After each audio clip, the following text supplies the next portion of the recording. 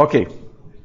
Gente, em 1969, Dr. Lloyd Jones, ele sempre fechava as conferências puritanas, e nesse ano ele fez uma palestra para encerrar a conferência puritana daquele ano, em Londres, e ele fez essa palestra, podemos aprender da história? Essa era a pergunta, podemos aprender da história? E ele começa essa palestra, que foi uma palestra crucial, porque foi nesse ano que ele se separou do J.I. Packer, os dois organizavam juntos essa conferência, e o impacto dessa palestra dele foi muito grande, muito forte. E acabou havendo um certo desentendimento entre eles. E ele começa exatamente por esse texto que eu coloquei aí, em que ele diz assim: talvez não exista nada que tenha denegrido tanto a glória de Deus como a história do seu povo na igreja. Já não animou muito, né?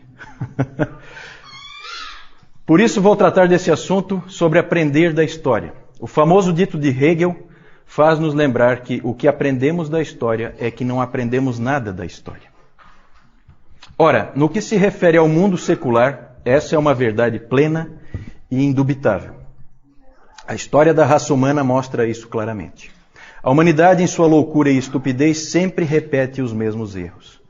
Não aprende e se nega a aprender. Mas não aceito isso como sendo próprio do cristão. O meu ponto de vista é que o cristão deve aprender da história. Que por ser cristão é seu dever fazer isso e deve animar-se a fazê-lo. Isso tudo indica que o cristão deve aprender da história. O meu argumento é que, para nós, é sempre essencial suplementar a nossa leitura teológica com a leitura da história da igreja. Senão, corremos o perigo de nos tornarmos abstratos, teóricos e acadêmicos em nossa visão da verdade. E, deixando de relacioná-la com os aspectos práticos da vida diária, logo estaremos em dificuldade. É interessante porque a história da igreja,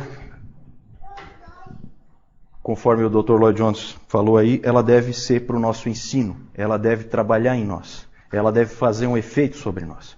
Esse é um dos alvos nossos aqui, que cada um de nós seja impactado pelo estudo da história da igreja, que haja efeitos sobre nós, que nós possamos sair da coisa abstrata teórica e possamos ver ali pessoas de carne e osso lutando com a verdade, que a gente possa se identificar naqueles homens e naquelas mulheres do passado que são irmãos nossos, só que em outro tempo, que passaram por lutas, que passaram por dificuldades, que tiveram que enfrentar grandes ameaças, e ali a gente pode aprender muita coisa. E é isso que eu espero que a gente consiga. Que a gente não caia naquela atitude, né, daquela história que se conta, né, de uma mocinha que foi chamada a preparar um estudo sobre a história da igreja, e ela então muito preocupada em fazer o melhor possível, e ela ficou pensando, por onde começar? Por onde começar? E aí ela chegou à conclusão de que ela tinha que começar do começo. Tem que começar lá do início mesmo. Isso é o certo. E aí, então, no dia da apresentação, ela pegou a folhinha dela e aí ela foi ler, então, o trabalho dela. E aí ela começou, se posicionou e disse: nosso pastor nasceu em 1933. Eu espero que essa não seja a atitude de nenhum de nós de achar que a igreja começa com a nossa igreja, né? São séculos de história, são 2000 anos de história, com muita coisa acontecendo e influenciando tudo que a gente crê, tudo que a gente vive hoje. Pode passar então. Mas o que é a igreja? Nós vamos estudar a história da igreja, mas o que é a igreja? E aí nós temos aí a Confissão de Fé de 1689, no seu capítulo 25. Ali nós vemos então a definição da igreja universal. A igreja universal ou católica, católica significa universal. Eu vou procurar não usar o termo católica para me referir ao catolicismo romano, porque é uma maneira errada da gente se referir, é uma maneira equivocada, né? Sempre vou preferir utilizar o romanismo em vez de catolicismo. Catolicismo é uma maneira errada de se expressar, né? Nós somos membros da igreja católica, certo? Universal. Católico significa universal. O próprio nome, Igreja Católica Romana já é uma contradição de termos. Ou é católica ou é romana. Certo? Então aí já é um problema.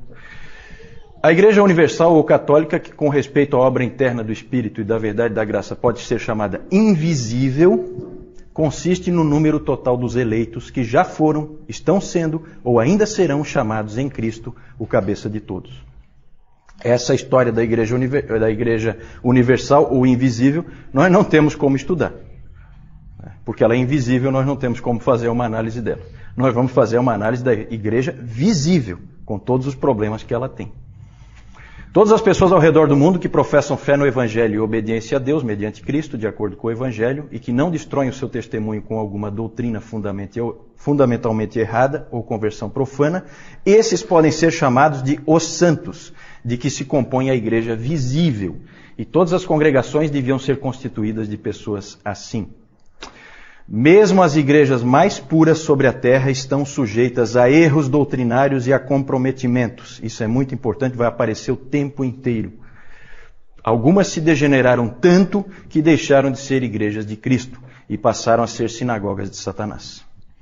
A despeito disso, porém, Cristo sempre teve e sempre terá um reino neste mundo até o fim dos tempos. Esse reino é formado dos que nele creem e confessam o seu nome. Muitos chamam a história da igreja de Terceiro Testamento. Certo? Então, nós temos o Primeiro Testamento. Qual seria o Primeiro Testamento?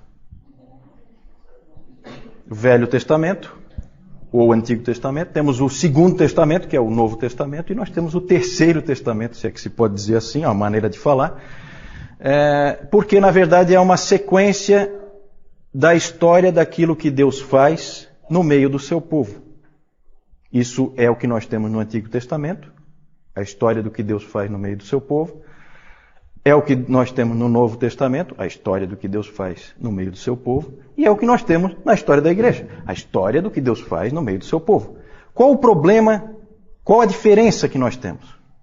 Qual o problema que a gente tem no Terceiro Testamento, vamos dizer assim, em relação aos outros dois? Quem é que arrisca?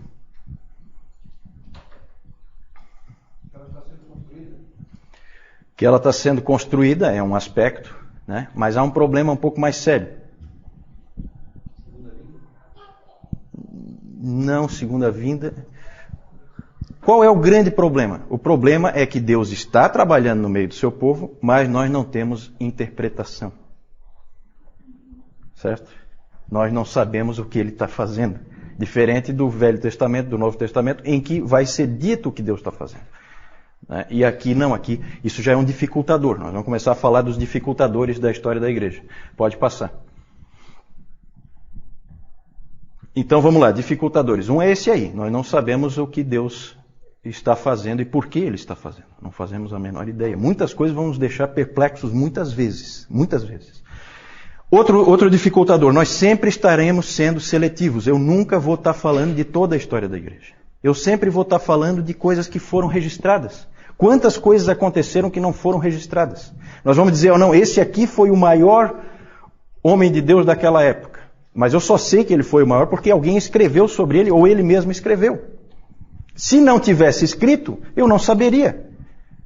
Certo? Então, a gente sempre vai estar selecionando, a gente sempre vai estar deixando coisas de fora. O que mais? Há momentos em que coisas boas ocorrem em meio ao erro. Essa aí é uma das mais difíceis. Né? Separar o que é bom do que é ruim. Dizer, ó, isso aqui é bom, isso aqui é ruim. Fazer essa definição é muito difícil. É difícil separar as coisas. Então vamos tentar. Vamos lá. Recompensas do estudo da história da igreja.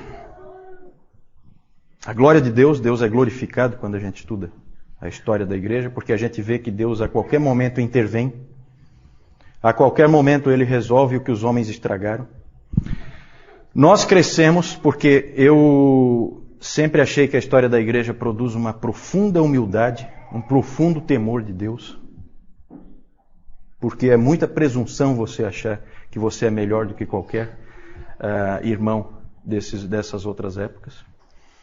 E é para o bem da igreja, como o Dr. Lloyd Jones falou. Se a gente não aprende com a história da igreja, a gente acaba repetindo os mesmos erros, a gente acaba se tornando teórico, acaba imaginando coisas impossíveis para a igreja, coisas que não vão se concretizar, que não são realidade. Então, esse estudo é para o bem da igreja também. Vamos lá. Esse aí é o nosso texto-chave na palavra. Porque em meio àquilo que o Lloyd Jones falou, que nada denigre mais a glória de Deus do que a história da sua igreja. É triste isso, né? Em meio a isso, nós vamos ter sempre em mente esse texto de Isaías 40, versículo 8. Seca-se a erva, cai a sua flor, mas a palavra de nosso Deus permanece eternamente. Uma coisa que a gente vai ver sempre, gente, que vai ficar bem evidente, é que a igreja vai errando, a igreja vai falhando, mas há uma âncora presente o tempo inteiro, que vai trazer de volta a igreja, mais cedo ou mais tarde, porque Deus vai jogar pessoas de volta para ela, que é a palavra de Deus. É na palavra de Deus que a igreja se conserta. Vamos lá. Isso aí é tirado do nosso caderninho lá do CTB. A proposta é apresentar um panorama dos principais movimentos políticos, culturais, religiosos e doutrinários que influenciaram o desenvolvimento da igreja através dos séculos. Pode passar. O programa é estudar os eventos importantes e principais movimentos que impactaram a igreja através da história, apresentar os principais personagens-chave da história da igreja, analisar os desvios doutrinários e suas consequências na vida e no desenvolvimento da igreja. Joia, pode passar. As fontes aí, esse aí é o David Calhoun, que eu falei antes, né? Professor lá do Covenant Theological Seminary. Ele tem 72 aulas, então. Não sei como é que nós vamos conseguir colocar isso aí em 8, mas vamos tentar. Isso aí em 2 semestres, né? É claro que nós vamos ter que ser mais seletivos do que ele já foi.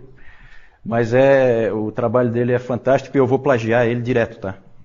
Eu não sei se eu vou ser processado, se eu vou ser preso. Qualquer coisa, o João vai preso, porque o João é que é o presidente da igreja.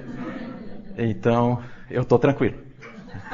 Ele como bom admirador dos puritanos, ele não vai se incomodar muito que eu vou plagiar ele, porque, como o J.I. Packer disse, os puritanos se plagiavam o tempo inteiro. Porque eles não tinham preocupação com isso. O que é bom deve ser repercutido. Não deve ser, copyright, não sei o que, direitos autorais. Não tem isso aí. De graça recebeste, de graça dai. Vamos lá. E já falei também o livro História Ilustrada do Cristianismo, que é o livro-texto dele lá. E nós temos aqui em português, né? Então é interessante também para vocês se aprofundarem. Aqui, com certeza, nós vamos fazer assim uma passada de olhos. Nós não temos condições de nos aprofundar em absolutamente nada. E eu também não tenho condições de ir muito fundo, que eu também não conheço. Tá? Vamos lá. Nossa primeira parte, eu e o João, nós dividimos em 4 partes. De 500 anos cada uma. E então agora nós vamos falar dos primeiros 500 anos. Vamos começar.